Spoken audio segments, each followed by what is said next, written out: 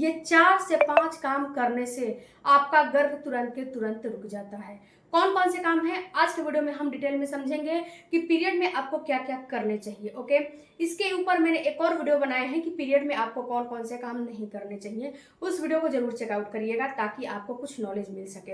Hello family, आपका हमारे channel में बहुत बहुत स्वागत है। फ्रेंड्स, चैनल पर नए होंगे चैनल को सब्सक्राइब कीजिएगा, लाइक कीजिएगा, बेल आइकन जरूर प्रेस कीजिएगा ताकि जब भी जैसे भी वीडियो अपलोड होता है नोटिफिकेशन सबसे पहले आपके पास चला जाए। सबसे पहले बात करते हैं फ्रेंड्स कि पीरियड में आपको कौन से काम करने चाहिए।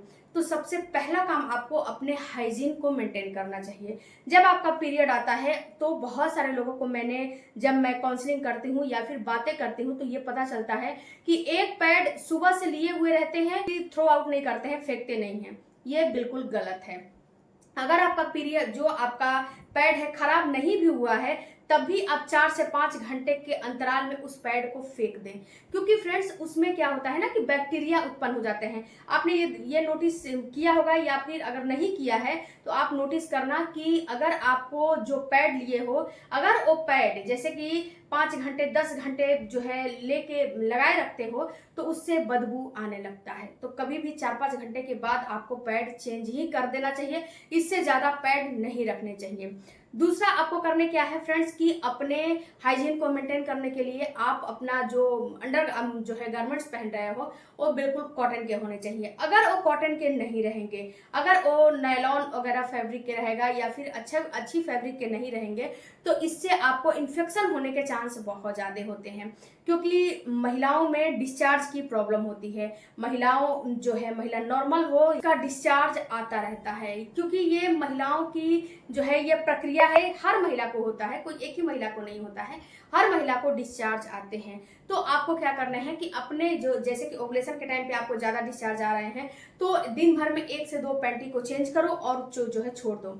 ओके, दूसरी बात फ्रेंड्स कि अगर आपको नॉर्मल सा डिस्चार्ज आ रहा है तो एक पैंटी में आपका काम चल जाएगा, लेकिन पैंटी कॉटन के होने चाहिए। और दूसरी बात फ्रेंड्स कि जब उसको वॉश करते हो तो वॉश करके और धूप में सुखाने चाहिए और डिटॉल से वॉश जरूर करने चाहिए, क्योंकि जब धूप में सुखाते हो बहुत सारे लोगों को मैंने देखा है कि कपड़े के नीचे जो है उसको फैला देते हैं। जी नहीं, अगर धूप में सुखाओगे तो उसमें की जितनी भी बैक्टीरिया होती है वो सूर्य के किरणों से खत्म हो जाती हैं। इसीलिए आपको धूप में उस पैंटी को सुखाने चाहिए और पैंटी को कभी भी कपड़े के नीचे नहीं सुखाने चाहिए। इसके बाद फ्रेंड्स तीसरा आपको काम करने हैं कि जब आपका पीरियड आते हैं उस टाइम पे किसी भी प्रकार का बहुत ज्यादा ऑयली चीजें और बहुत ज्यादा शुगरी चीजें नहीं खाने चाहिए। यानी कि ये जो है आपका जो डाइट है उस डाइट को बैलेंस डाइट बना के रखने चाहिए। बैलेंस डाइट में मतलब फ्रेंड्स प्रोटीन आपका आ जाता है, आपका प्रोटीन हो गया, विटामिन सी हो गया, विटामिन हो गया, ये सारे चीज आ जाते हैं। ये सारे चीज मिलेंगे कैसे? आप डेली का डेली चुकंदर, अनार और जो है गाजर का जूस पीजिए। अगर आपके पास अवेलेबल नहीं है तो आप चुकंदर का भी जूस ले सकते हो। अगर डेली नहीं ले सकते हो तो हफ्ते में कम से कम 3 से 4 दिन आपको लेने चाहिए। ओके, दूसरा काम करने हैं कि हरी पत्तेदार सब्जियों का इस्तेमाल ज्यादा से ज्यादा करने हैं। इन गर्मियों में पानी बहुत ज्यादा पीने हैं। अगर पानी की कमी रह जाएगी तो जो आपका फर्टाइल डिस्चार्ज आते हैं वो डिस्चार्ज बिल्कुल भी नहीं आएंगे और डिस्चार्ज आना बंद हो जाएंगे। तो आपको पानी भरपूर मात्रा में पीने चाहिए। तीसरी बात फ्रेंड्स कि अल्कालाइन पानी बनाकर पीजिए। अल्कालाइन पानी बनाने के लिए खीरा ले लो, चुकंदर ले लो और नींबू ले लो और चिया सीड्स ले लो। जो है कांच का जार ले लो, उसमें सारे को सारे कट करके उसमें डाल दो और उसमें पानी भर दो और वही पानी दिन भर पियो। दिन भर नहीं पी पाते हो तो कम से कम एक दिन में 4 से 5 गिलास उस पानी को पियो, 4 से 5 गिलास नॉर्मल पानी को पियो। उसके बाद लिक्विड वाली चीजों को ज्यादा से ज्यादा खाना चाहिए आपको इन गर्मियों में। जैसे कि आजकल पानी वाले जो भी फल आते हैं उसको अपने डाइट में जरूर से जरूर इस्तेमाल करना चाहिए। विटामिन सी युक्त रिच जो विटामिन सी रिच युक्त चीजों का इस्तेमाल जरूर से जरूर करने चाहिए। अगर आपको विटामिन सी में कुछ नहीं मिल रहा है तो आप एक नींबू को लो, आधा कट करो और पानी में निचोड़ो और जो है पी जाओ। इस गर्मियों में 1 गिलास आपको सत्तू का इस्तेमाल बहुत ज्यादा जरूरी है, क्योंकि 1 गिलास सत्तू में प्रोटीन भरपूर मात्रा में आपको मिल जाएगा। हो सके तो आप अगर किनोवा खरीद सकते हो तो किनोवा का दलिया खिचड़ी बना के खाओ, ये आप ज्यादा फायदा करेगा किनोवा का इस्तेमाल करते हो पीरियड के टाइम पे। ओके, तो इसका इस्तेमाल अपने डाइट में बढ़ा देने चाहिए। उसके बाद फ्रेंड्स, पीरियड जब आ रहे हैं तो उस टाइम पे बाहर का जंक फूड आपको बिल्कुल नहीं खाने चाहिए, ऑयली सामान वगैरह बिल्कुल नहीं खाने चाहिए, मीठा थोड़ा कम कर देना चाहिए, नमक भी कम कर देना चाहिए। ओके, पीरियड के टाइम पे आपको थोड़ा रेस्ट करने चाहिए। क्यों रेस्ट करने चाहिए? क्योंकि पीरियड में क्रैम्पिंग होता है, दर्द होते हैं, और फ्रेंड्स ये दर्द और क्रैम्पिंग बहुत ज़्यादा लोगों को बहुत ज़्यादा होता है और बहुत लोगों को थोड़ा कम भी होता है। अगर आपके साथ भी है तो हीटिंग बैग से अपने थोड़ा सा निचले लोअर जो एब्डोमिन है उसको, जो आपको निचले वाला पेट है, पेट का हिस्सा है, वहां पे हल्का फुल्का सिकाई करोगे तो दर्द में राहत मिल जाएगा। लेकिन मेडिसिन का इस्तेमाल नहीं करने हैं। बहुत सारे लोगों को मैंने देखा है कि पीरियड के टाइम पे मेडिसिन खाते हैं, मेडिसिन नहीं खाने चाहिए। इसके साथ साथ फ्रेंड्स, आपको जब आप मेडिसिन खाते हो तो इससे आपके अंडे की क्वालिटी और एंडोमेट्रियम की दीवार पे असर पड़ता है, क्योंकि आपको पता है कि जब पीरियड आते हैं, पीरियड का फ्लो खत्म हो जाता है तो आपका एक अंडा बनना शुरू हो जाता है और एंडोमेट्रियम की दीवार बनना शुरू हो जाती है, जो कि इसी में आपके बच्चे को चिपकना है, इसीलिए बनना शुरू हो जाते हैं। तो अगर इस टाइम पे आप मिस्टेक करते हो, गलती करते हो, तो ये दिक्कतें आपको खड़ा कर सकता है।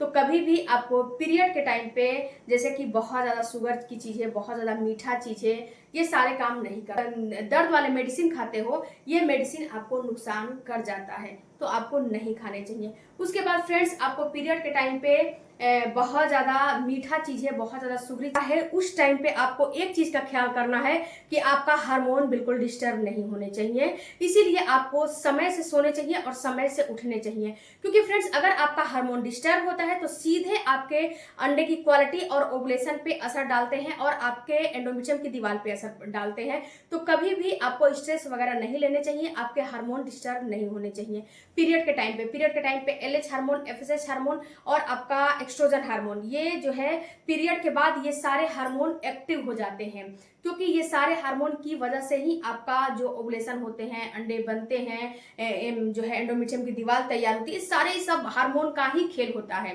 तो आपको पीरियड में ये सारे काम नहीं करने चाहिए।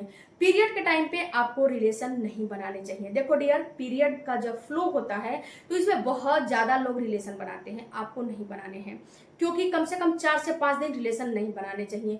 क्यों नहीं बनाने चाहिए? क्योंकि जब आप रिलेशन बनाते हो तो उसमें होता क्या है फ्रेंड्स, कि आपका एक तो पीरियड का फ्लो रहता है, उसमें रिलेशन बना लेते हो तो आपका जो है आपको इन्फेक्शन होने का चांस बहुत ज़्यादा होता है। तो कभी भी पीरियड के टाइम पे रिलेशन नहीं बनाने चाहिए। पीरियड में आपको दूसरे तीसरे दिन हेयर वॉश नहीं करने चाहिए, पहले दिन, दूसरे दिन, तीसरे दिन बिल्कुल भी हेयर वॉश नहीं करने चाहिए, क्योंकि ये हेयर वॉश करने से आपको नुकसान होता है। आपका जो पीरियड का फ्लो निकल रहा है वो जो है बिल्कुल वहीं पे अचानक से रुक जाएगा और वो जो है अगले महीने में वो क्लॉट्स के फॉर्म में निकलने लगेगा और जो पीरियड था वो जो है ब्लैक पीरियड आने लगेगा, क्योंकि वो ऑक्सीजन से ऑक्सीडाइज हो चुका है और आपको अगले महीने वो दिक्कत खड़ा कर सकता है।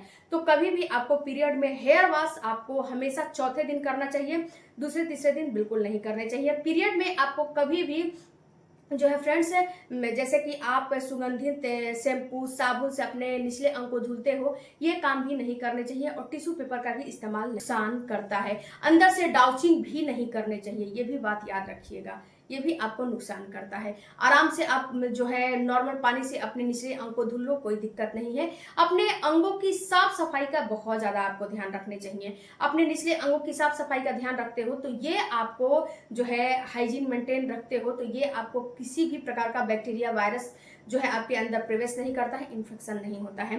पीरियड के टाइम पे अपने डाइट का ज़्यादा से ज़्यादा ध्यान रखने चाहिए। थोड़ा बहुत हल्का फुल्का एक्सरसाइज भी आपको करने चाहिए। एक्सरसाइज में आप वॉकिंग, अगर नहीं आपको आलस आ रहा है, नहीं करने का मन है तो कोई बात नहीं है, leg up the wall position कर लो, उसके बाद बटरफ्लाई कर लो, उसके बाद चक्की चलाना आसन कर लो, उसके बाद सूर्य नमस्कार कर लो, मतलब 2-4 कर लो, क्योंकि पीरियड में थोड़ा सा आलस आते हैं। तो बहुत ज़्यादा आपको आलसी नहीं बनने हैं, थोड़ा अपने आप को एक्टिव रखने हैं, क्योंकि पीरियड से ही प्रेगनेंसी की शुरुआत होती है। तो आई होप फ्रेंड्स कि ये वीडियो से आपको कुछ तो नॉलेज मिला होगा। अगर मिला है तो चैनल को सपोर्ट कीजिएगा, सब्सक्राइब कीजिएगा। मिलते हैं अगले वीडियो में, तब तक धन्यवाद।